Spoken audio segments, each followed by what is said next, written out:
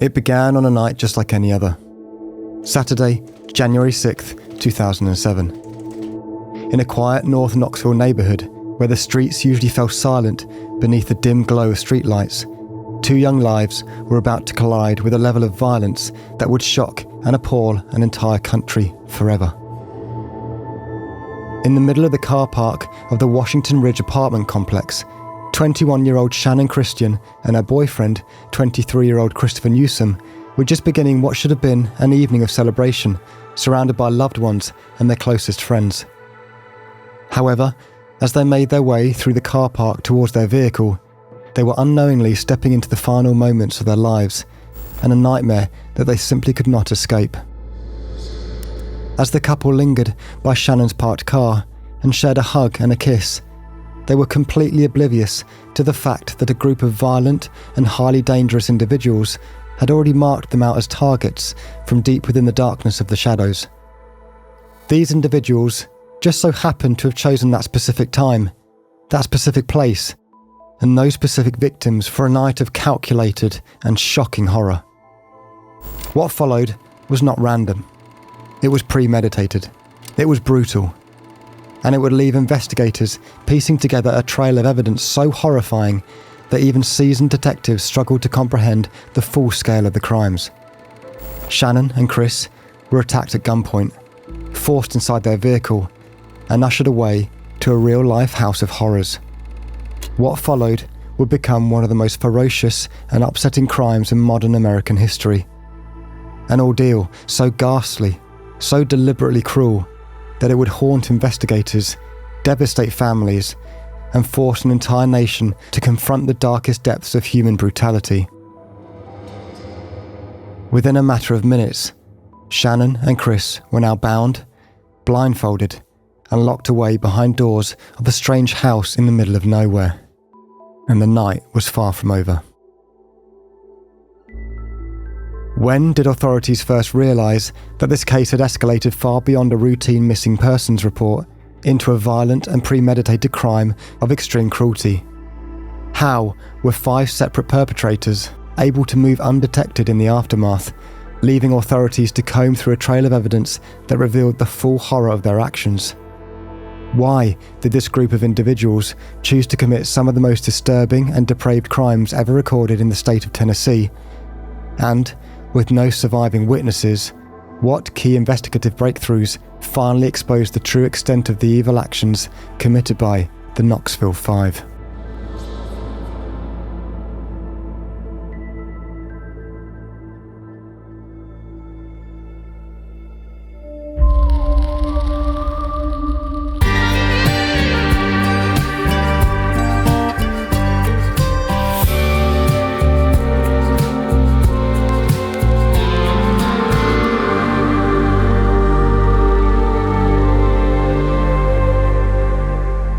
Hello and welcome to I Could Murder a Podcast, back again with a brand new case, and I'm joined by, he's still here, the guy, the man, the fiend.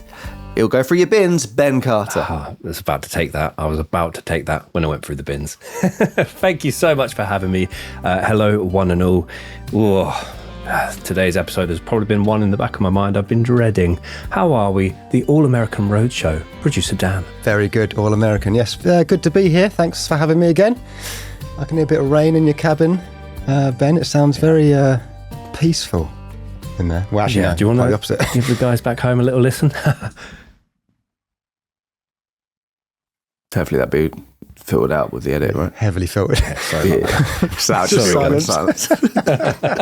Sorry to interrupt this wonderful waffle that you're experiencing right now. We just want to talk about our partner for the series, Holy. And Ben, I'm not lying about this. I've been banging on about Holy to all my friends and family since they got in touch. And I don't want this just to be another ad read. I want to talk about how fantastic Holy have been. And I hear Little Bird has been tweeting that you haven't opened up one of your Holy packages yet. Well, it might even be a few little bats, Dan. I've got the blood orange bat packet. And for the fans of ASMR, which I personally am not, but here you go. Ooh. No, it's not a horse ganting. Do they gant? I don't know. Blood orange bat. I cannot wait. I love the milkshakes. I am so excited to try this. It's still sealed. And while Ben's giving that a little stir and a little spin, Oh, glittery. Holy Energy has absolutely zero sugar in it, but Ben's about to discover how flavoursome it is. The whole room smells amazing. Yeah. Smell like I'm in a fruit and veg stall. What? Holy is less than £1 per serving, and it's less than 20 calories per serving. Oh, it actually smells like pure oranges. Right, here we go. Ben's going to do the first taste of his blood orange energy drink from Holy. Here we go. Cheers. Holy crap. There is so much flavour there. Wow. Says I could gobble this up. So Ben's enjoying the energy drink there.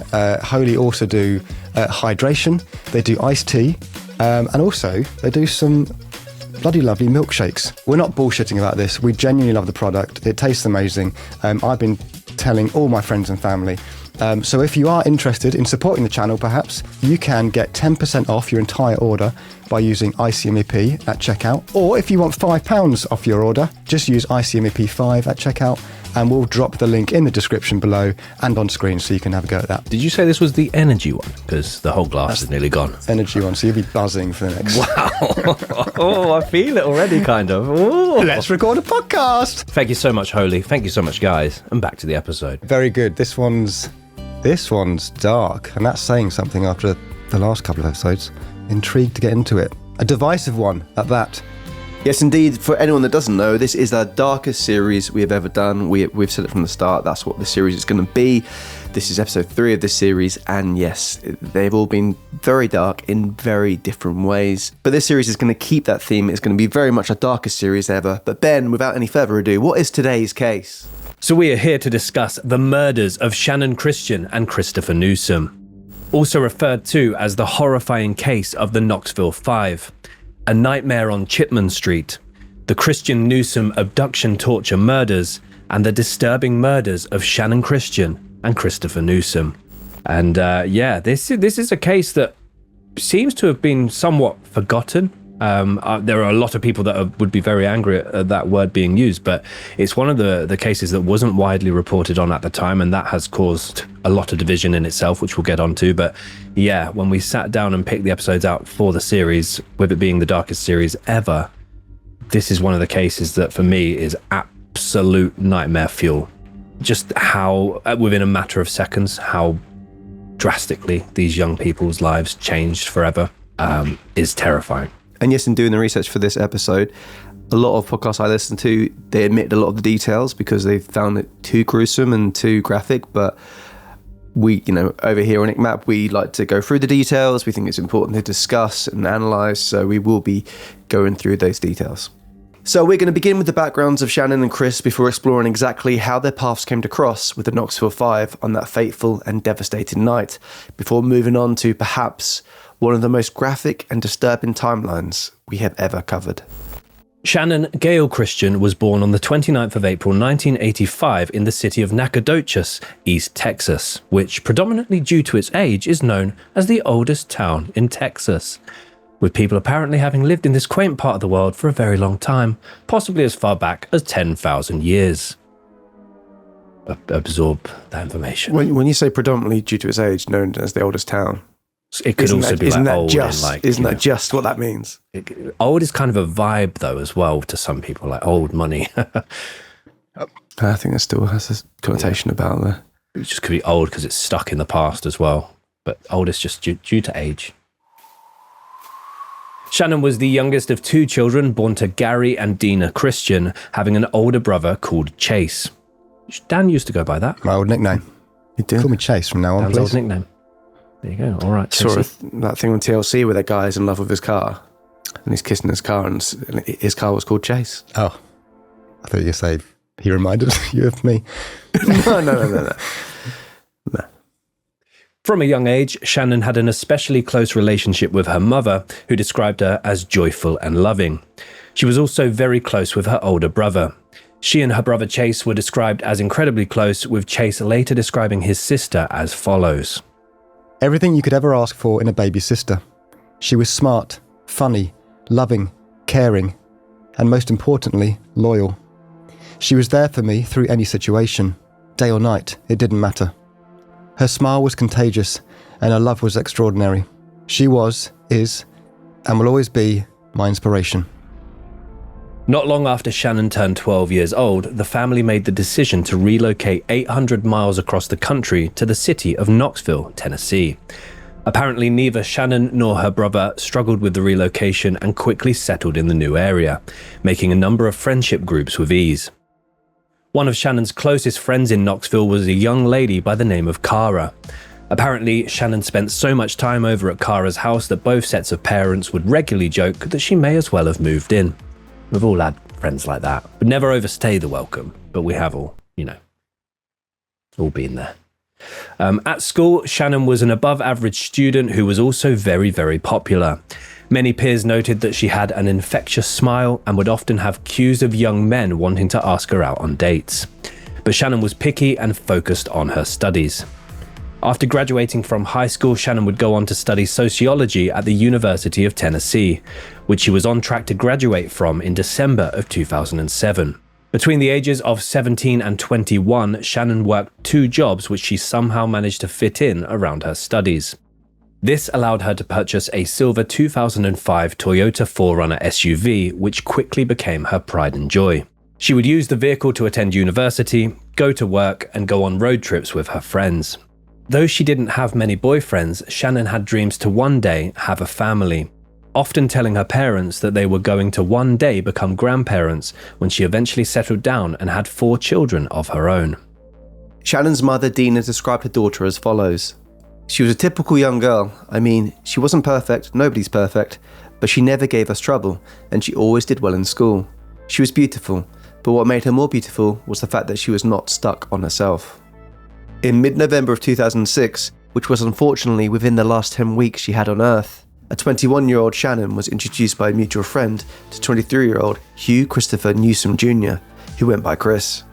The pair hit it off immediately and fell completely head over heels for one another, entering a relationship soon after meeting. From this moment onwards, the pair were inseparable, with their friendship groups expressing their shock at how smitten the new couple were. What made their relationship easier was the fact that they had lots of mutual friends, so Shannon and Chris would regularly hang out in similar circles outside of their work and studies. Though they both still lived at home with their parents, and though their relationship was very much in its infancy, they would still talk about the plans of a future together. Both Shannon and Chris had expressed to their friends and relatives that they wanted to one day become parents, and that they one day wanted to get married, and many believed that they had found these future dreams in one another, but it would tragically be cut short. Hugh Christopher Newsom Jr. was born on the 21st of September 1983 and lived in the city of Knoxville his entire life. Chris was the youngest of 3 children born to Hugh and Mary Newsom, having 2 sisters who were each more than a decade older than him. He was described as an unexpected but wonderful surprise for the family. From the moment he could walk and talk, Chris's passion in life was baseball. He was described as a gifted school player, if it were not for an unfortunate injury, had every chance of one day going pro. He played for the Halls High School Red Devils team, the high school that he studied at, and he was also a member of Beaver Dam Baptist Church. Chris was a sporty, artistic and popular individual who often surprised his peers and teachers by how compassionate, kind and thoughtful he was, despite being so popular. In many ways he was extremely similar to Shannon. Though he may have been perceived as a typical jock type, he apparently often went out of his way to protect others from being bullied, and once even took a girl, who was considered by many to be a complete outcast, to prom when he found her crying about going alone. Yeah, everything about their backgrounds and their families seem to be very much in harmony with one another, both very popular, both very large friendship groups, both very supportive parents. And it just, anyone that had anything to say about either of them, they would have something, it'd be incredibly positive. And they seem to be a really good match for one another. Yeah, it's just so tragic what would go on to happen. As well as sports, Chris had a big interest in motorbikes and cars, and briefly worked as an apprentice motorbike mechanic. However, for unknown reasons, he quit this position and instead chose to enroll in a community college to learn carpentry, eventually training up to become a trim carpenter. I thought Tom would have something. I'm going to search what a trim carpenter is, Ben, before I make a joke of it. And obviously training up, it's not him training up in the gym to become trim carpenter. That's where I was going. That felt bad. What do they do, Tommy? Is it flooring? Is it? It's more to install and repair decorative and functional millwork, focus on final detail and touches, like baseboards, crown moulding, door window casings. And of course, they're aliens. He flourished in this role, enjoying the creative outlet it provided for him. Mary Newsom, Chris's mother, recalled the following about her son. Anybody that knew Chris was his friend, and he had a smile that everybody just loved. He was a good boy, a good kid. He worked hard, and he had a lot of skills. As we mentioned, Chris and Shannon were introduced to one another by mutual friends and quickly fell for each other. They became so infatuated that they would spend as much time as possible together, even introducing one another to their families within just a few weeks of dating. Though they were virtually inseparable, the couple still made time for their close friends. Chris would often go golfing with his good friend Josh, or out on his motorbike, while Shannon would use this time to hang out with her best friend Cara. According to these close friends, even though they were only dating for a couple of months, they were already excitedly talking about a future together. So this part of him drastically changing kind of career paths from a motorbike mechanic to a trim carpenter. I know we said we didn't know why he dropped out of that position and changed paths, but part of it could be down to, there's this really heartbreaking, I mean, there's loads of quotes and interviews with each set of parents, but there's a really heartbreaking quote from the mum, which we'll play for you shortly. But basically, she explained, and Dan, you might be able to share some insight on this, being a motorbike man. He saved up, got the exact motorbike he wanted, absolutely loved just going out long distance riding on the bike. When he met Shannon, he was like, I don't want the bike anymore. I don't want to put myself at risk of potentially, falling off, crashing, anything like that. So basically ended up saying to his mum, I've met this girl. I don't want the bike anymore. I'm going to, take care of myself. Dan bought the bike after getting married. That's weird. Yeah. I know, I have heard that a lot actually, that big life events can change a perception on a motorbike because they're so dangerous. So here is that quote from Chris's mum. 2 weeks before this happened, Chris had that motorcycle that, and he loved it. He rode it all the time, and we were always afraid for him when he rode the motorcycle. We didn't want anything to happen, and he knew that we were scared about him riding it. And he called me one afternoon and said, Mom, I've sold my bike. And I said, You have, Chris? I said, why did you do that? And he said, because I want a life. And that just haunts me now that he said that, and 2 weeks later, here he is dead. It just haunts me. So, as we've seen, the first few weeks and the couple of months in which Shannon and Chris were dating were some of the happiest of their lives. Their friends spoke of a deeply infatuated couple who wanted to spend every second of their spare time in each other's company. Though their parents hadn't met yet, it was very much on the cards, as both families were very receptive of their children's new partners. Eventually, the parents would meet, but it would be under the most heartbreaking and deeply disturbing circumstances imaginable. And it is here we move on to the timeline of the Knoxville 5 and the murders of Shannon Christian and Christopher Newsom. Saturday, January 6th, 2007. Washington Ridge apartment complex car park, Knoxville, Tennessee, approximately 8 p.m. 21-year-old Shannon Christian was waiting at a friend's apartment for her boyfriend, 23-year-old Chris Newsom.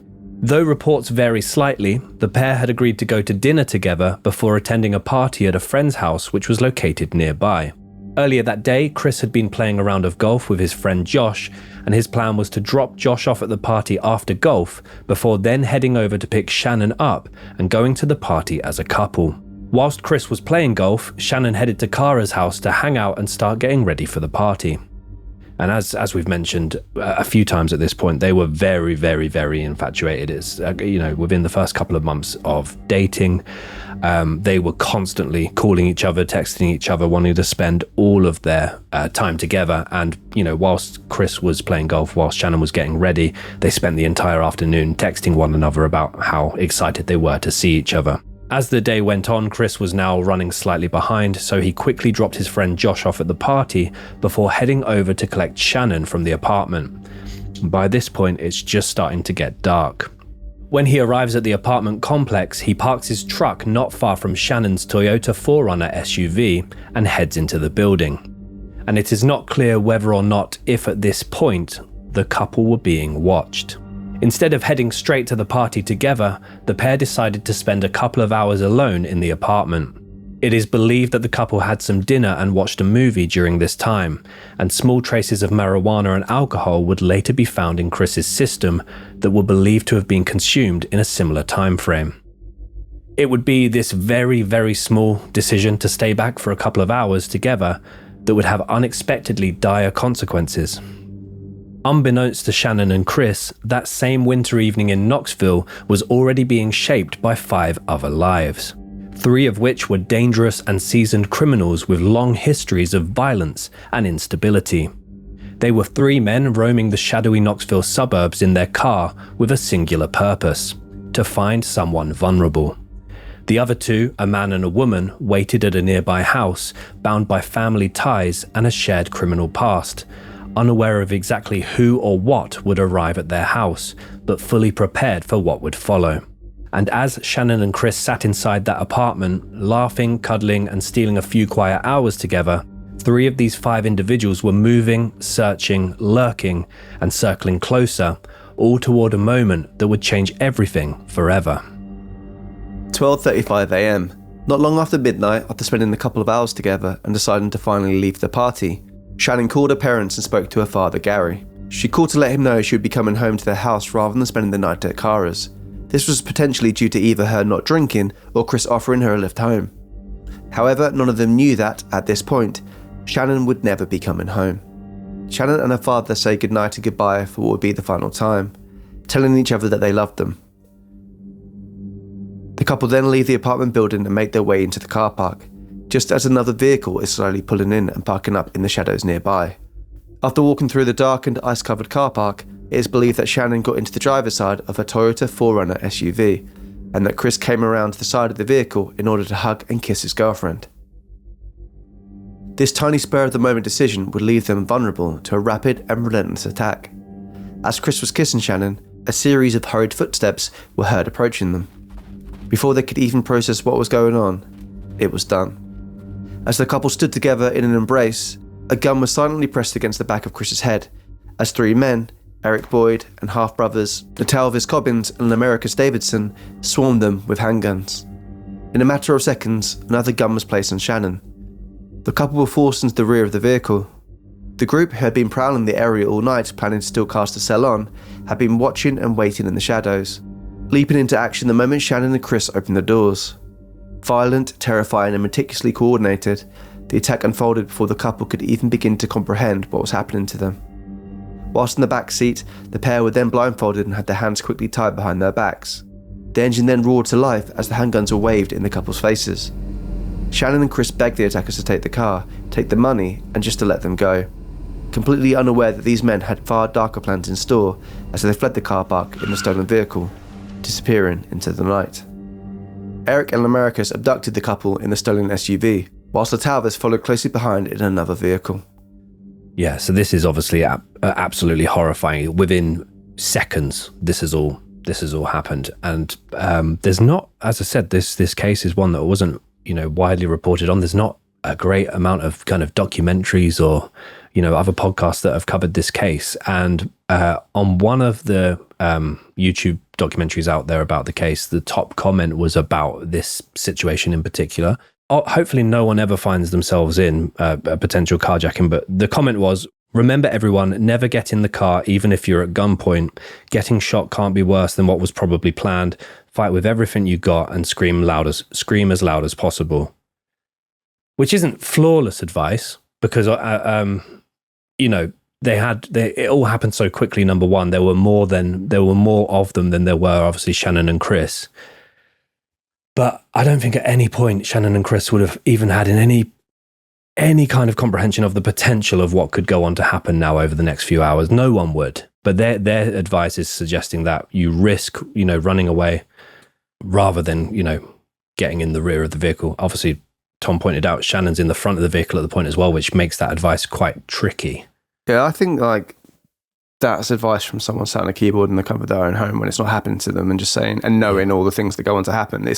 I think it's a bit ignorant for them to say, getting in the car is going to lead to something worse. If someone's got a gun at your head, that's at the moment at that time, that is the worst. That is the worst situation you could be in. So I think I can understand if both of them stood there, they gunpoint, throw the keys, they're not near them, and they make a run for it because in theory the person's got what they wanted, which is the car. But in this instance, they're ordering them into the back of the car. The car is part of what they want, but they also want them. So I kind of think, yeah, I don't know. It's weirdly kind of good advice, but at the same time, like Tom said, the element of surprise, the gun to your head, people react in different ways. They don't know what to do. They're shocked. I don't know. If someone's got a gun at you, isn't it better to act calm than it is to start screaming and running? Yeah. There's also there's two of them in this situation as well. If one of them decides, they're not going to both immediately at the same time decide to run, or, that part is problematic as well. But the fact as well that these three men have also got equipment with them to bind and blindfold within seconds. Yeah, I think as well, from everything we learned from Chris's character, there's no way he's leaving Shannon there. And yeah, I just think if you're screaming at half midnight in a car park with people with gunmen who are going to want to shut you up, again, I just think that leads to death either way. So yeah, I think interesting if that's the most liked comment, but that's interesting to me. It's got 217 likes, I think, which was the top comment, but it obviously hasn't had a ton of engagement. But yeah, I think I don't know. I think, as Dan said, everyone would react differently to it's within 10 seconds, everything's done. You don't have time to even think about what's happening to you or get over the shock. And they don't know what's coming. Do you know what I mean? Exactly, yeah. Not in any part of their minds would they think what's about to happen will go on to happen. And I mean, we'll pop on screen the abduction location for you now, which is the car park. There's contradictory information online about the location itself. Apparently it was a known area for crime and a known area where there would be drug deals going on and things like that. But at the same time, Shannon and Chris's friends lived there. They lived there without incident. There were no crimes of this sort of nature reported in the area. It's just, for me, a big part of this case, obviously we're going to get into the detail, but it's just how quickly this all happened and how this could happen to anyone, with those circumstances playing out like that. It could happen to anyone, and that's the terrifying thought. Sunday, January 7th, early hours. Over the next 10 minutes, Shannon and Chris, blindfolded, gagged, bound and terrified, were driven 3.5 miles by their abductors to a detached, rundown house located just beyond a waste processing and management facility. This was 2316 Chipman Street. And for people who are watching, this is the street view location of the house. What seemed like a somewhat routine carjacking was very quickly transformed into a living nightmare for the young couple. And tragically, they were taken not all that far from the house where their friend's party was being held, and not too far from their families' homes. See, this about that comment, sorry Ben, it's like knowing what's going to happen. I understand where the comment's coming from, and being like, because you're so close to places and you know what's coming and the horror that's going to be unravelled, it probably is a better idea to scream and shout and make a scene and run. But again, no one. It's easy to leave that comment after the fact. Right? Yeah, that's what I mean. I think as well though, it's you don't know when you're being put in the back of the car, you don't know you're going to be bound even. So you don't know that part. You could even think they can put me in the back car, they can drive so I'm not near my house, drop me off in the middle of nowhere, kick me out of the car and keep going. So I'm not able to do things quickly. You could think that, which would probably be an easier or more likely thing to happen rather than being kidnapped in this way. So yeah, there's a lot of just knowing the details and then going, oh, well, you know what? He shouldn't have got on that fucking Titanic because the iceberg was there and I would have just avoided it. All the while, none of their friends or family had any idea what was happening to them. As the two vehicles pulled into land surrounding the house on Chipman Street, the couple were quietly ushered at gunpoint into the property. So yeah, at this point, they're blindfolded. It's dark anyway. They probably wouldn't have known. It probably felt a lot longer than 3.5, just a short drive. But yeah, this house, it's a detached house. There are neighbors the other side of it, but it's right on the end of a gated, kind of waste management complex or waste, like a rubbish bin. There's loads of rubbish bins and bin men, lorries, using British and American. Recycling centre? Yeah, like a recycling plant type of thing. Yeah. You see the house on the old street view. The house has since been knocked down, which we'll talk about. But on the old street view, you're clicking through this waste recycling plant, and then all of a sudden the house appears, and it's terrifying. But there are big windows either side of the front door with steps running up to it, but the windows have massive curtains on them. You can't see anywhere into it. It's kind of gated off. There's a big tree kind of blocking one of the windows, but it's quite on street view in particular, it's quite a run down looking place, which was being rented by one member of the Knoxville 5. And yeah, very quickly you can park right in front of it and quickly usher people into the house. Again, for Shannon and Chris, they might not have known their surroundings. Well, they wouldn't have known their surroundings. They were blindfolded, and they wouldn't have known exactly how far or where they were driven to at this point. But it's terrifying. At the house, the group of 3 perpetrators became a group of 5 as they were joined by George Thomas and Vanessa Coleman. Vanessa was allegedly Latalvis's girlfriend, and George was a friend of the group. Many of the group had travelled down from Memphis and the Kentucky area purely to commit a number of carjackings in Knoxville. It is not clear if any of them had planned to do what would happen over the course of the next few hours. Upon arriving at the house, the group took the blindfolded and bound couple indoors. Here, they quickly ushered Chris into a different room, where they stripped him naked and stole all his belongings, clothes and jewellery. They then spluttered out what had happened to a shocked Vanessa and George. As Chris apparently tried to beg for them to let him and Shannon go, he was then gagged with his own socks and had a bandana tied around his face and was violently forced to the floor. In front of the group, Lamarcus proceeded to violently assault Chris for a prolonged period, kicking, punching, and repeatedly choking him as the others watched on. It is believed that multiple ribs were broken and Chris's nose as well as eye socket was fractured during this assault. Despicably, Lamarcus then proceeded to sexually assault Chris with a large blunt object, striking him repeatedly. Then, he made the appalling decision to rape Chris, who was now badly injured, bound, bleeding profusely, and completely powerless to prevent it. After Lamarcus grew tired, the rest of the group are alleged to have violently attacked defenceless Chris, who was crying for his life and wincing in pain. Whilst all of this was happening, Shannon was forced to listen to the harrowing ordeal that Chris was experiencing from an adjacent room. She too was bound, and she too was blindfolded. Due to how loudly she was screaming for Chris and screaming for them to leave him alone, she also had a gag placed on her mouth and was struck repeatedly in the face, causing blood to run from her nose and her mouth. The group was still not finished with Chris. They forced him to stand up, despite his many severe external and internal injuries, and despite his hands and ankles still being bound. They then forced him to wear a dog leash around his neck, and his whole body was shaking in shock and fear. They then pulled him out of the house and back into one of the vehicles. From there, the group drove a short distance to a set of railroad tracks. They then threw Chris out of the car and forced him to walk barefoot on frozen, gravelled ground towards the train tracks. He was only wearing a t-shirt and underwear, and at this point, he still had a gag in his mouth. He still had a bandana over his face, his hands were still tied behind his back with shoelaces, and his ankles were loosely bound with a belt, which still allowed him to walk short distances very slowly.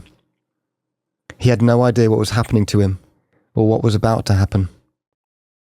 The group then ordered, and perhaps even dragged Chris further towards the train tracks, and they continually kicked and punched him as he made his way onto the first series of tracks, and they struck him any time that he refused to march.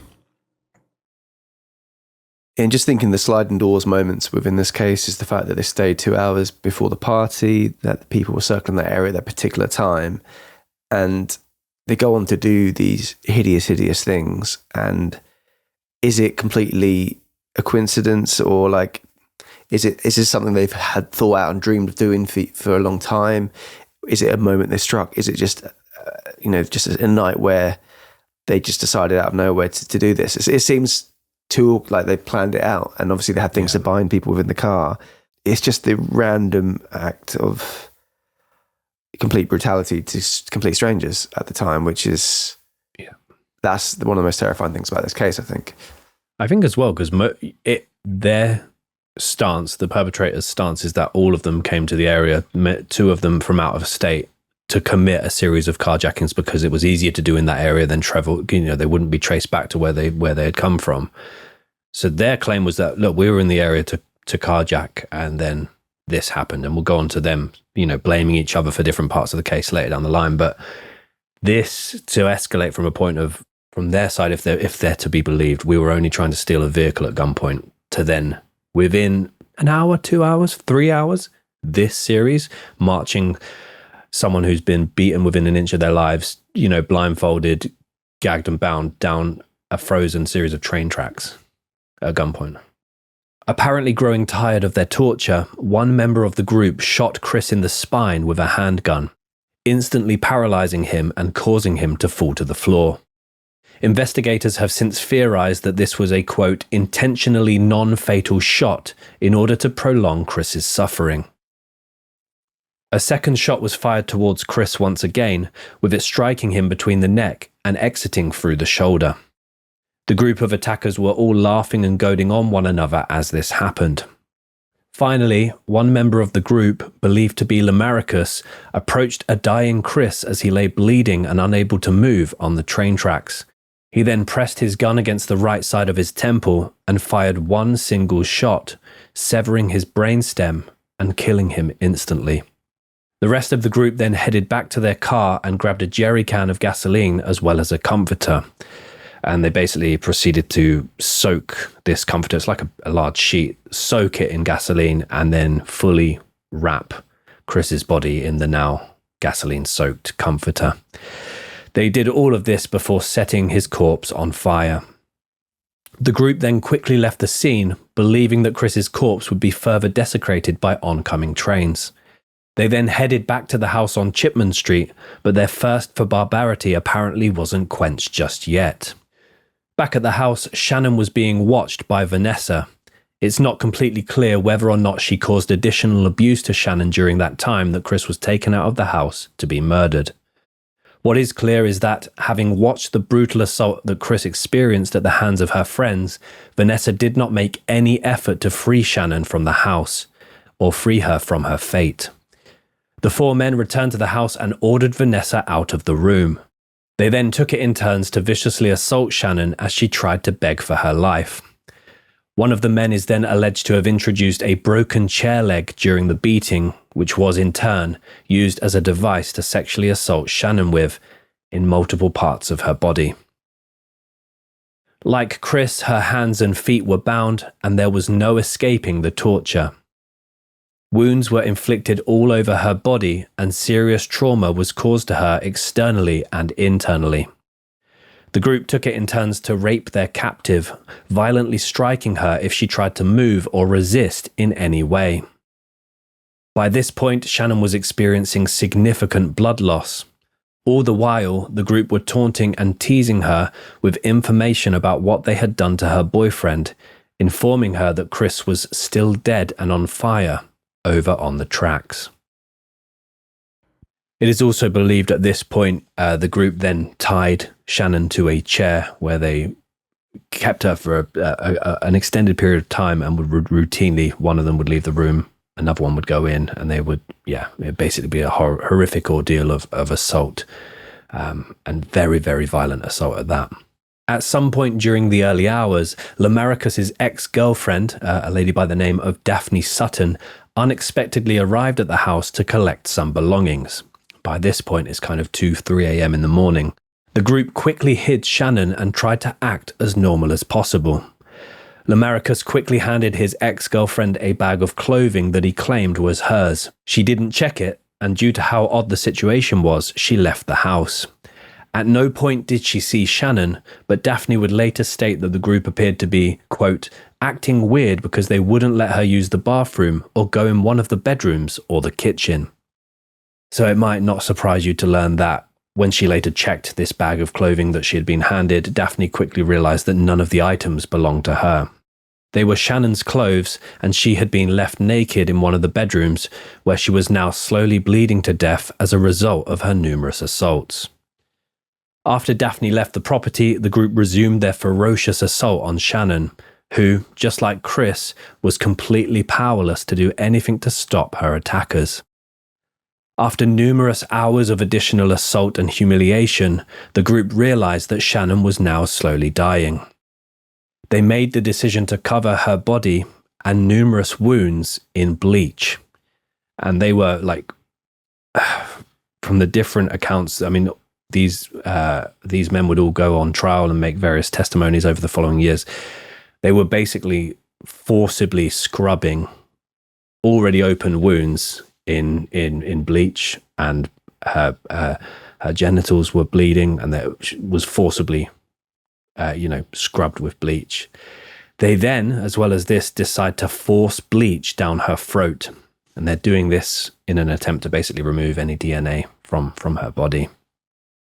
They stated that if she did not swallow the fluid, they would strike her with a blunt instrument, and allegedly started to threaten crushing her fingernails. Oh my God. The wounds that Shannon has experienced here, apparently large percentage of her body was covered in carpet burns. She had brain hemorrhaging, cuts and bruises all over her face and body, and private areas. And it's, they're now trying to cover their own backs. This doesn't seem like it was part of in their minds to be more torture for her. It seems like they're now trying to clean the scene, but this is just despicable. And this is a sentence I never thought I'd say, but like, why not like Chris, after she's dead, burn the body, therefore trying to eradicate the evidence? Why do this when she's still, like, I know what you're saying. They're maybe not doing this in the thought process of trying to inflict more pain, but there's no way that they're doing this thinking, oh, she's going to survive this, and then we'll get rid of the evidence, and then, because we'll go on to say what they go on to do. But so it's like, yeah, it doesn't make sense to me why they wouldn't do a similar thing to Chris in terms of burn the body somewhere else, in theory, in their minds, getting rid of the evidence, but inflicting this pain. I do think there's part of it must be the idea this is going to be worse.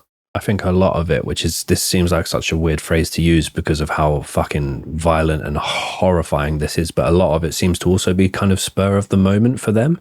So like they look around, what have they got in the house? A chair leg and some bleach. Mm-hmm. And they've decided to introduce that to what they've already been doing. And they've realized now they've gone too far. Having flashbacks to our Junko Furuta case, and it's just one of those cases that just keeps getting worse and worse and worse and shocks you every single time. It's always like the fact when it's a group of people, it always just feels, I don't know, so much more harrowing, because it's one person who's lost in a spiral of depravity and things like that. It's like, not that's excusable, but you could think, okay, they're in their own world doing this. But when there's multiple people in the room doing the same thing, who could prevent it, or could go like, what's going, taking a step back and thinking, what are we, but they continue. Yeah, there's still like a spectrum of morals when you've got multiple people. Like, even if they haven't got many morals, it's like, it gets to the point where it's not even morals. It's just evil. Like it's they can't be questioning whether this is right or wrong. There's no, They would all go on to kind of, I mean, we're going to touch on it shortly, but they'd all go on to change their story multiple times and blame each other multiple times. But the general essence seemed to be that Lamaricus and Latalvis were kind of, I guess you could say, the ringleaders who were, I mean, and evidence would kind of back this up as well. DNA evidence left behind. But it is, as you said, you'd think that maybe one of them at some point, because each of them were left alone with Shannon at different times. And there are testimonies, I believe it was Latalvis who said she was, begging to be freed. She said she didn't want to die. She wanted to go back to her family, wouldn't tell and, wouldn't report the incident. So they all had opportunities. Even Vanessa, when the men were gone, she could have freed Channon. Yeah, I guess it gets to the point where you're thinking, then if she did that, what would they go on to do to her? But then at the same time, call the police, get these men put away. It's just very disturbing, isn't it? Yeah. The group then wrapped a large mattress cover over Shannon's body and placed a series of 5 rubbish bags over her head and legs, eventually covering her entire body and knotting it on the top. This forced her into the fetal position as she started to go into shock and was bleeding to death. With the gag already in her mouth and her bleach within her system, Shannon was then picked up and dropped inside a large rubbish bin in the kitchen, where she was left to slowly suffocate in terrifying darkness, knowing that she could not move her hands or legs or any of her body, and that she was slowly suffocating to death. In the absolutely abysmal circumstances that she found herself in, it could potentially have taken up to 24 hours for Shannon to slowly suffocate to death. which eventually she would. 21-year-old Channon died somewhere between the afternoon of January 7th and January 8th. Her eyes were still open when she passed away. Wearing Chris's Nike trainers and taking his mobile phone, Lamarcus then drove Shannon's stolen SUV over to nearby Cherry Street, where, in the spur of the moment, he made the decision to abandon it. Before he left the vehicle, he was sure to grab any remnants belonging to Shannon, including a stuffed animal, her iPod, and numerous family photos. Little did he know that he had not removed an envelope of his own, containing some very intimate and incriminating details. From here, he headed over to Daphne's house, where he gave her jewellery belonging to Shannon, who was slowly suffocating in a bin in his kitchen. Yeah, this part for me is really, obviously, if the whole purpose was to carjack, they've now abandoned the vehicle that they've stolen, which was the whole point, but they're obviously abandoning it to remove the link to the other crimes that have happened. But he's so careless in this moment. I assumed when learning about this case that there would be a huge, nationwide manhunt at this point for all 5 of them, because, there will be a period of time where they are trying to track them down. But he leaves an envelope, which we'll talk about, and a pack of cigarettes as well, belonging to him when neither Shannon or Chris smoked. I think for anyone trying to argue that if a carjack and then selling the car on was their, the sole plan, I just feel there's too much to suggest they had much more violent plans in mind and was a set of monsters.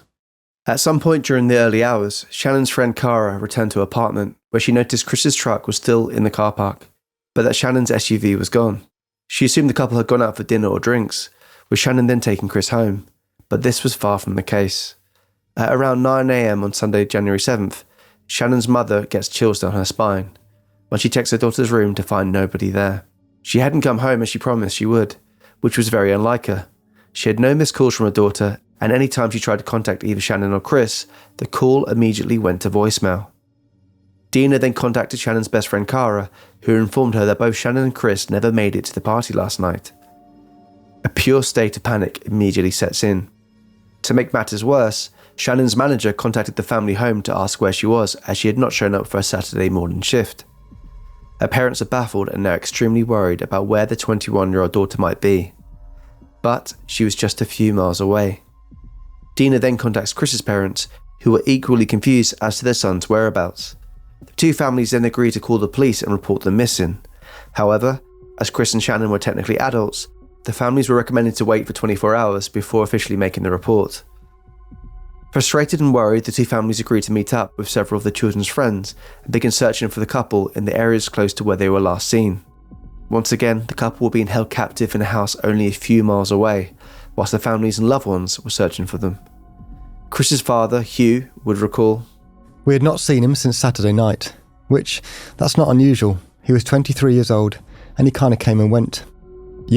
With not a whole lot of restrictions at that age. And the way we discovered he was missing was Shannon's mother called and said that Shannon hadn't shown up for work." As Tom said, they were advised to wait a little while. Their children were adults as well, so wait another 24 hours before filing an official report. They'd been missing around 12 hours for this point.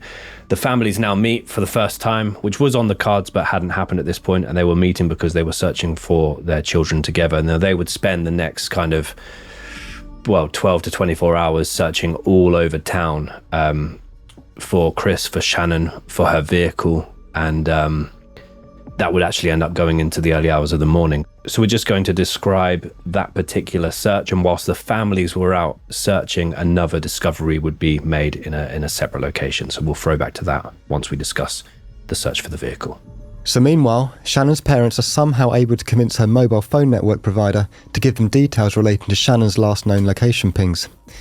They inform the worried mother that she was last located at the apartment complex car park, as well as in a nearby location called Cherry Street. Additional waves of panic continue to rush in, as Cherry Street is an area known for its high crime rates, including numerous violent assaults, drug dealing, muggings, and even murders. In heading into Cherry Street, the family make the horrifying discovery of Shannon's SUV abandoned at an intersection, but it appears to have had a window sticker removed from the car, as well as numerous items belonging to Shannon that she typically kept in there, including an iPod, photographs, and a stuffed bear. As well as this, Muddy footprints could be visible in both the front and back of the vehicle, and mud was also observed on the car seats. Had Shannon abandoned her car in this location for a reason? Had this vehicle been abandoned by someone else in this location for a reason? And most importantly, where were Shannon and Chris, and what happened to them? Upon further investigation, it was clear that the driver's seat had been pushed back further than Shannon would ever have had it. In fact, it was pushed back so far that Shannon wouldn't have even been able to reach the pedals. Local police are called for a second time, and this time they take things far more seriously. Officers arrive at the scene within a few minutes, but have already lost multiple hours of possible search and investigation time from the first call. Shannon's vehicle is then taken in for forensic analysis. So this was all, the discovery of the vehicle was happening during the early hours of the morning. So pitch black area. Cherry Street was described as, an undesirable area as well. You can imagine the fear now going through the parents' minds. Neither of their children are anywhere to be seen. All the items have been removed from the car. A packet of cigarettes and an envelope were still found in the car, and the seat was obviously pushed all the way back. So it's a terrifying situation. However, on the other side of town, we're now going to head back, 12 or so hours where another discovery was being made. Midday, January 7th. A little over 12 hours after the pair were first abducted, a Norfolk Southern railway worker made the haunting discovery of the badly burned body of an adult male on the railway tracks. The man had his ankles tied together by a belt, and shoelaces were binding his hands behind his back. The body appeared to have numerous injuries, including multiple abrasions, extensive bruising, and gunshot wounds. Imagine coming across that site as well. Yeah. Your brain is never prepared for that sort of discovery. Oh. Yeah, that's a highly traumatizing scenario. And the Knoxville 5 there, or the 4 men that had done this, they were of the belief that the trains would, inflict further damage and make it more, impossible for a discovery. But from what we're able to find and from this particular quote coming up, there's still very much, some identifiable features still in place, and it's just, it's absolutely heartbreaking. And this had a huge impact on the local community as well, and all the other people involved in coming to this scene after it was reported. It's very, very, very bleak. There was evidence that the victim had been sexually assaulted on at least one occasion before being shot 3 times, doused in gasoline, and set on fire. Additionally, the victim, who was wrapped in a heavily charred comforter, appeared to have a sock gag placed in his mouth, which was being held in place by a sweater that had been tied around his face in a makeshift fashion. The body had been so badly beaten and so badly burned that it made forensic identification incredibly difficult, but eventually the body was confirmed to belong to Chris. His family were informed of the discovery and were advised not to make visual identity confirmation of their son's body, as his death had been so horrific. Both parents ignored the advice and confirmed the body was that of Chris's. Hugh, Chris's father, said the following. Detective snoddily said, "It's Chris." And we asked, "Well, how do you know?" And he said, "I could recognize him by his eyes." Everything fell apart at that moment. They raped him, they tortured him, they beat him, they killed him. It was not a normal murder.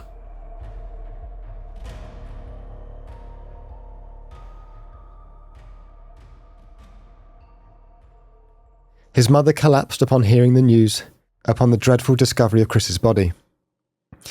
There was still some glimmer of hope. As she had not been found with her vehicle, and she had not been found with Chris, there was still a slight hope that Shannon might be found alive. Once a forensic analysis is conducted on Shannon's SUV, investigators discover an envelope with a handwritten address, 2316 Chipman Street. As well as this, they find a huge number of fingerprints all over the vehicle, which do not match Shannon's and appear to be far too large to have been Chris's. When run through the system, the prints immediately provide a match to an individual with an extensive, violent criminal history, who just happened to be living at the address written on the envelope.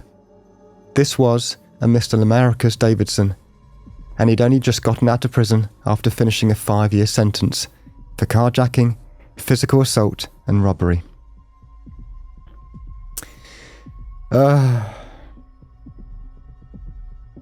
Yeah, I think he'd been off probation for like 3 or 4 weeks by this point, that he's decided to get his friends together and do this after finishing a 5-year sentence. As Knoxville police were already very familiar with Lamarcus Davidson, a search warrant for 2316 Chipman Street was quickly obtained. And officers arrived at the detached beaten-up property on January 9th. They knock at the door multiple times, but receive no response, and so the decision is made to force their way into the property, unaware that, in doing so, they are about to uncover one of the most gruesome and shocking crimes in the history of Tennessee. In searching the badly run-down detached house, officers soon find a number of items belonging to Chris and Shannon, including custom-burnt CDs, clothing, Shannon's iPod and shoes, as well as Chris's baseball cap and driver's license. They also found shell casings matching the caliber of bullets used to murder Chris. They then proceeded to the kitchen, where they remove a bin lid to find Shannon's deceased body, her eyes open, her skin covered in a mixture of dried bleach and blood, bruises, abrasions, and carpet burns, still tied up in layers of bin bags with her arms and legs hogtied. The house was immediately cordoned off and the families were informed. Whilst all of this was happening, Lamarcus and his 4 accomplices were long gone, and a national manhunt for all of them would soon follow. Gary Christian, Shannon's father, stated the following. I got a phone call and it said, "Man, there is something going on up here at this house by the trash place." And then I got another call that said that they found her, or somebody, because there was an ambulance that had just got there. It was awful. Our lives were immediately destroyed from that moment.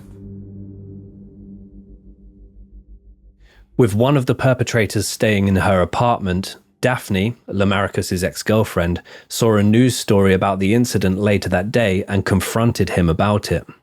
He denied any wrongdoing, but she still kicked him out of her apartment. He joined up with other members of the group who were all in hiding, and the group began to explore contacts who could possibly help them stay hidden. Nobody was willing to help them. The group stayed hidden in wooded areas around Knoxville before eventually breaking into a vacant property on Reynolds Street. While Lamarcus stayed hidden in the house, Eric headed to a local McDonald's, thinking that Lamarcus was the only one the police wanted. So yeah, immediately the news reports were focusing in on Lamarcus. He was the individual who rented the address. The police had at no point any idea that 4 other people were involved. So the manhunt is on for Lamarcus. The rest of them are kind of semi in hiding, I guess, but feeling as though they can still walk about in public, which is exactly what Eric goes on to do. Lamarcus stays hidden in this empty house, and Eric heads to a local McDonald's to get them food. He was very quickly apprehended, and apparently with minimal pressure applied to him, Eric gave up the location of Lamarcus and was released from custody in exchange. Lamarcus was arrested later that day, still wearing Chris's Nike shoes and carrying a revolver. Whilst he was being interrogated, Lamarcus changed his story dozens of times, pushing the guilt to anyone but himself, even going as far as to say that he hadn't been at the house at all and that his brother, his half-brother, was responsible for everything. Perhaps believing that the bleach had removed any trace of evidence, Lamarcus boldly claimed to investigators that none of his DNA would be found on Shannon. The remaining 3 members of the group were all arrested later that day, with many of them claiming that Lamarcus and Latalvis were the ringleaders. Although the semen found on Chris was too burned to be analysed, this proved to be a match when it was analysed on Shannon. Each member of the group seemed to blame one another for the incident, with Lamarcus and Latalvis appearing to receive most of the blame. All of their stories were inconsistent and contradictory to one another otherwise. In a journal entry dated January 9th, which was later discovered to have been in Lamarcus's possession, he stated the following. Last night was one of a kind. We stayed with a crackhead that is cool as hell. It snowed a little bit, but it has already melted. Let's talk about adventures. I had one hell of an adventure since I've been in the Big TN. It's a crazy world these days, but I love the fun adventures and lessons that I've learned. It's going to be a long, interesting year.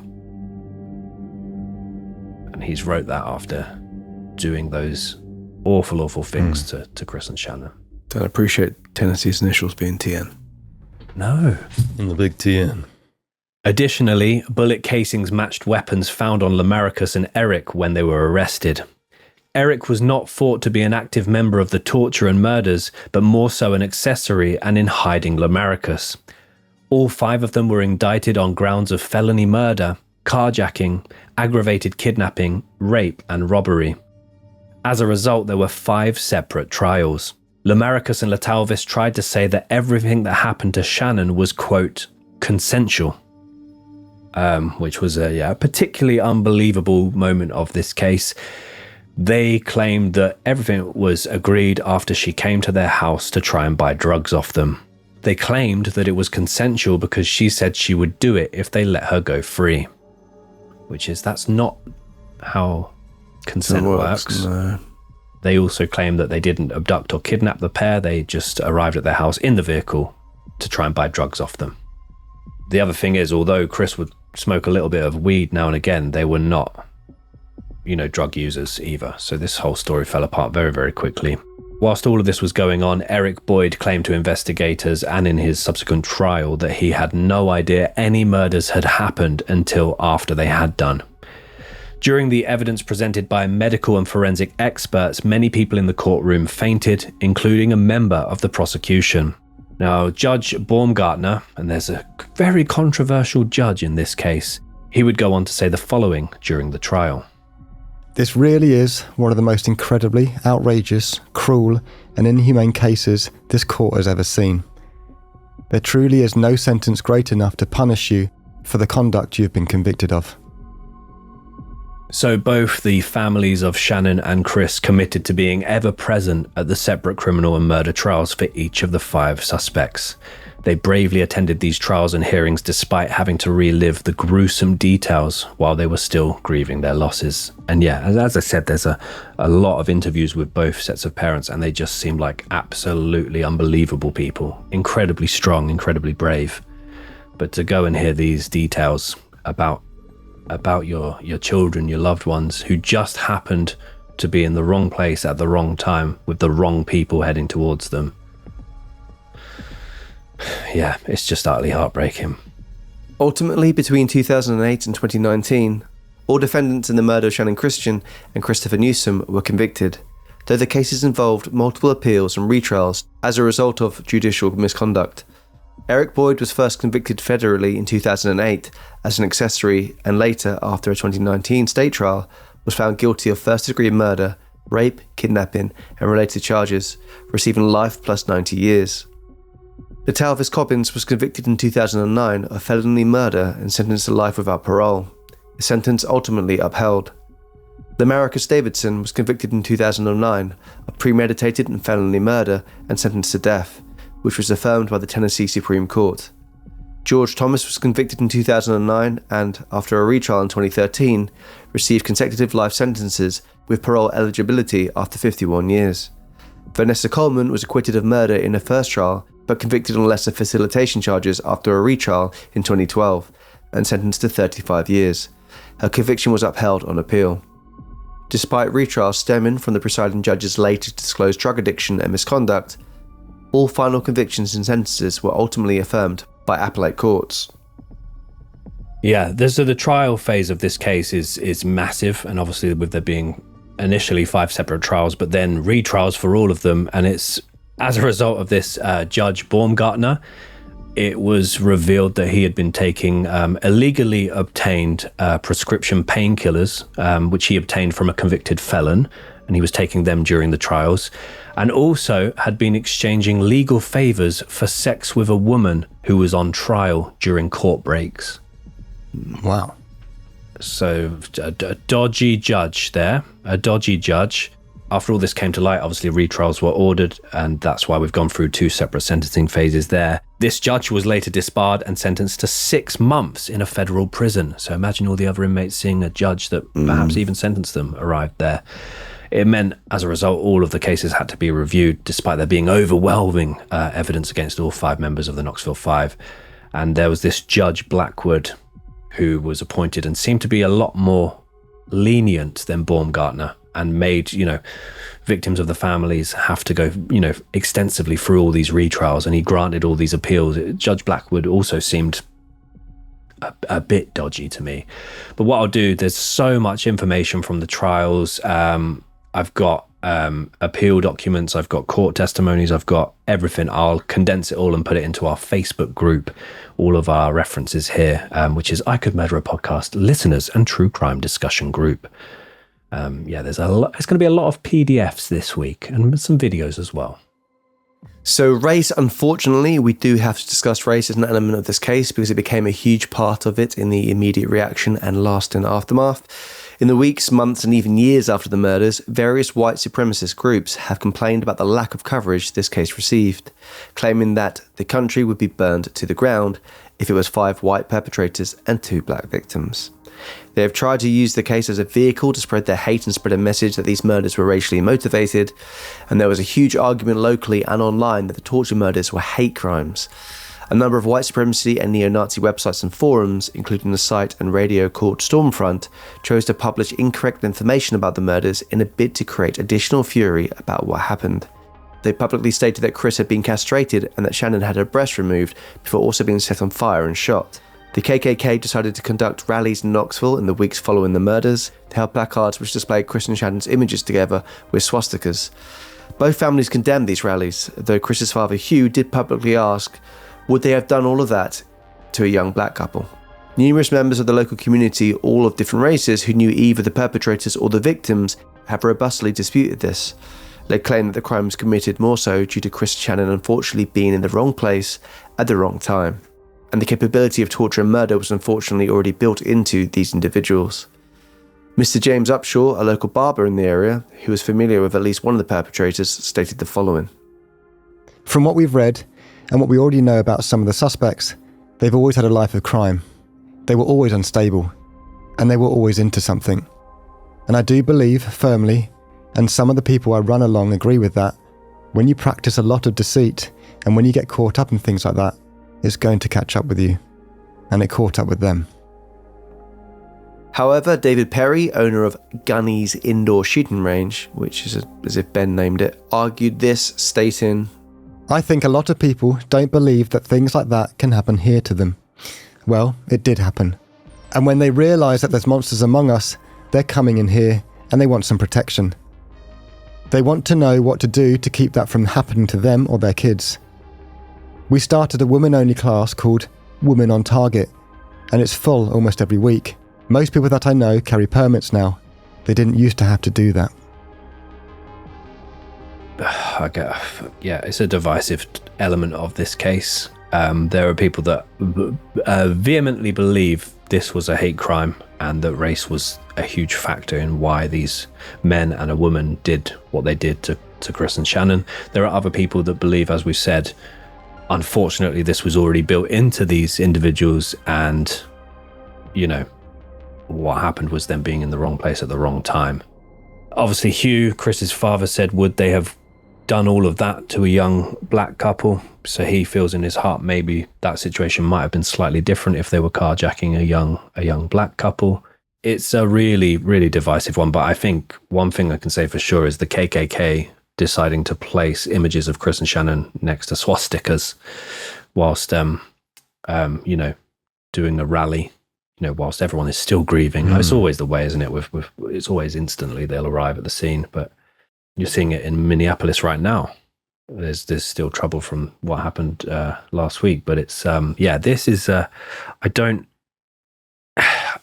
I do feel is very much, unfortunately, a horrible combination of wrong place, wrong time, wrong people, wrong location. It's a really difficult one to answer in terms of, was it a hate crime, and was them being a white couple with a nice vehicle, looking happy and in love together, was that, did that factor into the additional violence? I think I'm with you, Ben. It's so complicated. To me, it's kind of like talking about through what they've done in terms of the torture and how they murdered these two. I feel like Tom mentioned, it's just pure evil. It's just pure monster behaviour. So it was bound to happen at some point. But I'm not dismissing the other side to it. I don't know. It's really complicated. I think for me, because I agree, yeah, I think whoever they were to come across that evening, they were going to do it to someone. Mm.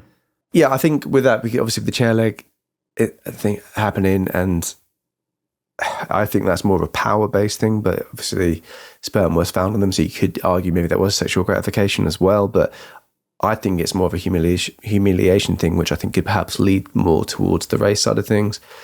But we're not going to know for sure. I mean, yes, white supremacist groups jumping on this isn't at all a surprise. I think it's absolutely abhorrent them using Chris and Shannon's faces on the placards and with the swastikas and, you know, from what all that stands for. I think it's absolutely abhorrent, and it just makes the memory of the children and their families, you know, they don't want to be linked to that.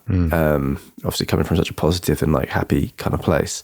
It is strange that it wasn't reported on as much, but then also other cases being reported, like it can lead to disruption and hatred and dividing people even more so. So I do think the police and the press sometimes have a hard job of, should we report absolutely everything if we know it's going to lead to backlash and lead to more hatred between communities? It's a really tricky thing to navigate. So I'm not at all anywhere near challenging enough to be able to establish what the rights and wrongs of that. But a truly horrific case, and one that completely, again, I think that's the frustrating thing with all the things we're covering recently. They could have just stole the car.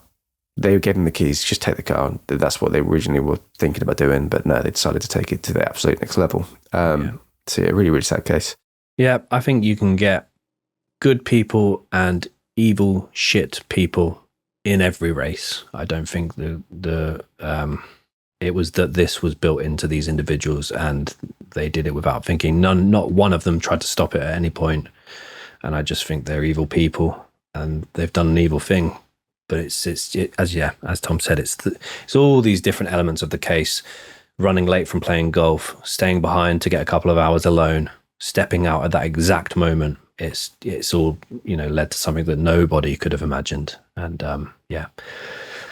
tragic case. There have been scholarships set up in memory of both Chris and Shannon, and I believe a golf tournament and a baseball little league has been set up in their names as well, and they pay for a scholarship for a student every year. And I don't believe race plays a part of that, which student is picked each year either. So yeah, this was a really bleak one, wasn't it?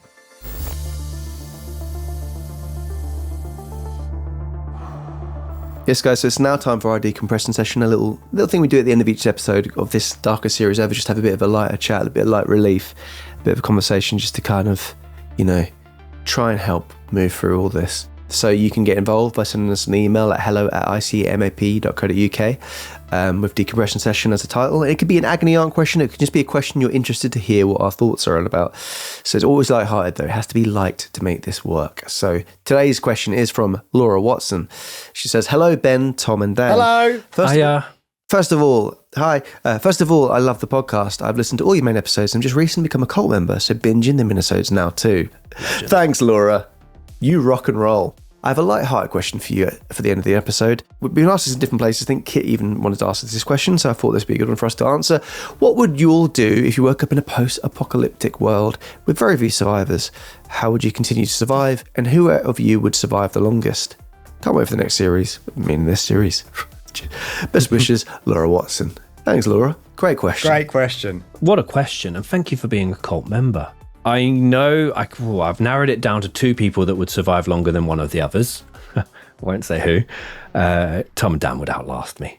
I would, something comedic perhaps would happen to me. I'm immediately thinking Walking Dead and all the different locations they had. You know, a prison. They still weren't safe in the prison though, were they? No spoilers.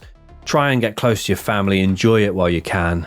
And I don't know, barricade everything. Maybe try and get yourself locked in a supermarket, a nice Aldi. If you had a choice of any supermarket, you're going for Aldi. It's wild to me. It's just quite convenient. It's just down the road. Or a little. That. And when you say get close to your family, you live down the road from your family, so you're literally staying at home, aren't you? Or going to the local shop. Well, I don't know where I don't know why I'd want to go far away. I mean, maybe the Scottish Highlands, a really remote Scottish island. But then I watched a horror movie the other day of a couple that were in a Scottish island, and someone arrived on the island. It was just them, and it's Cillian Murphy's in it. Oh, the Bone Temple, is it? No, I need to see that as well. But yeah, great question. All right, Dan, so Ben's gone down the road. So, yeah, obviously, I actually think this is kind of something that you probably have thought about before. Well, I do think about this often, actually. And strangely, I've said this before, I think, of the podcast, and I wish no harm to any of my loved ones or family or friends, but I would love to live in a post-apocalyptic world. Even with bloodthirsty zombies. Me and Tom went to see 28 Years Later, not too long ago, which was a fantastic film. If you haven't seen it yet, it's out now. Genuinely great. And they didn't even ask us to say that. It just was actually really good. Brilliant. But I just vibe it. I just want to live in that world. I think it's because I'm sick of modern society, really. So to see it crumble satisfies me. But I think the first thing I would do, actually, and it sounds really boring, but it just creep up on you, is just find a load of fresh running water and look after yourself, because you can't go, is it 4 days without water? That seems too, because I don't drink enough water, actually. How long's it been now? 3 days and a half. Dan, get a fucking... literally, you can generally survive only 3 to 5 days without water. And I think that's not going to be at the top of the list for a lot of people. So that's the first thing I would do, is find clean running water and shelter. But I think I would survive pretty well, actually. Yeah. I mean, I would say that on the surface, I probably haven't got the skill set, but I would then get the items like books that would be helpful for outdoor survival, be cramming in some Rainiers, some Bear Grylls, viewing. Do you reckon, at the start of it, with your current knowledge now, forget the books and stuff, do you reckon you could make a fire if you're just thrown out there into the woods? If it was pissing it down, I'd struggle. If it was sunny, I think I could do it. Okay. Okay. You've done Camp America and things like that, so you've got a bit more the... To be fair, we didn't make fires in Camp America, but I reckon I... just made children more confident and have a lovely summer, which is actually very admirable. I don't know why I did the voice. Yes. Don't know why I did the voice for it. Yeah, I think, that's a great point, Dan. If running water. See, I did mock Ben about the idea of a supermarket and things like that. I would obviously get out of the busy areas and go more rural. See, I would do the initial thing where the panic is going on. I know obviously we also were in COVID, the shelves went empty straight away, so that probably would happen again. But get to M&S. All right. Shove it, shove it, then Waitrose, then shove it all in, fill up the car as much as you can, Van, me, Sandy and Katie, then bomb it to a kind of more remote areas with go via Blacks or Millets on the way to get camping gear. And then you go from there. But it also does depend when you say apocalyptic, not to get too into it does really depend what kind of apocalypse you're saying. It does, There's a lot of variety of that. Because some might say, we're in it now. Oh, yes. I imagine the cabin where we shot the Series 12 UFO shoot, that would be a perfect little hideaway place. Oh, yeah. To be fair, the cabin in season 9? Season 9, yeah. Yeah, that would be... spooky as fuck if there's zombies about. Yeah, that'd be horrible. Dark. Fuck that. Any noise was terrifying. But yes, sorry, Laura, I hope that answers the question. Thanks, Laura. Guys, if you want to ask any questions, it could be agony aunt, some problems in your life. We want you guys to solve it. Obviously, there's, like I said again, light-hearted, and we'd love to help. Would you rather? Yeah, would you rathers can be fun. It just has to be something light-hearted for the end of the episode where we can have a bit of levity at the very end. But thank you again, Laura. Benjamin Carter's Cryptic Clues. Yes, indeedy. Flying through the series. The cryptic clue for next week's episode is Brooklyn's mum can be A. Brooklyn's mum can be A. It was a fucking hard one. There's no other case name for it. So. Jesus Christ. Sorry, yeah. Sorry about that. Sorry about that, guys. Yeah. Jesus Christ. Yeah, sorry about that, guys. That one is a fucking... I'm going to say it. Dog shit. Anyway, guys, thank you so much for joining us. We'll be back again next week with a brand new case. And until next time, like we always say... We say this all the time. Keep doing What are you doing? Well, unless it's going to an Aldi in a zombie apocalypse. I think that's actually all right. Yes. I just think the fact that you just sort of, I'll stay in the place where I live Yeah. and not really do anything. Why risk it? Lazy. Yeah, that's fair. How do you die of laziness? What? Go down to the road? Oh. I call the Domino's up going, I call Domino's. They're all zombies. Dan, complain for me. My Domino's hasn't arrived. Dan would be long gone. I'd be. That's dead what Dan or said was gone. like, no. So you'd be like what you said was great. I think. Thank that's you. the thing. Yeah. Yeah, I'd be curious whether Dan or Tom could outlast each other. That's But anyway, guys, Bye bye. take care of yourself. Do a bit.